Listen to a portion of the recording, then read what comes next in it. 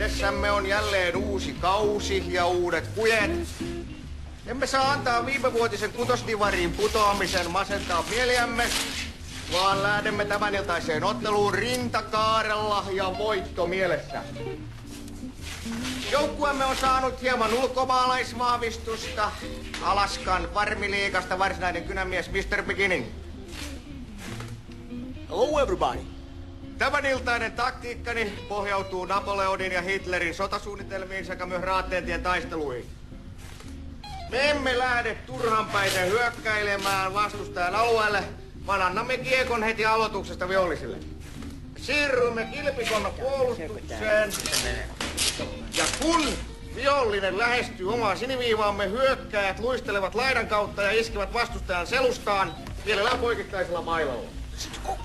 Tällä välin puolustajat lymyävät piilossa maalin takana ja näyttäytyvät viholliselle vasta, kun he saavuttavat meidän maalialueemme. Mikäli ne kuitenkin saavat kassin, läski Salonen vaihdetaan luukulle. Onko kysyttävää? Antanko mä sulle muuten, Esko, ihan oman urheilujuon? Ei tarvi. Hei kuule, älä pistä Kalle enempää, se on koko Vilmon viimeinen teippi. Juu, oja, viisaa. Hei, hoidetaan homma kotiin.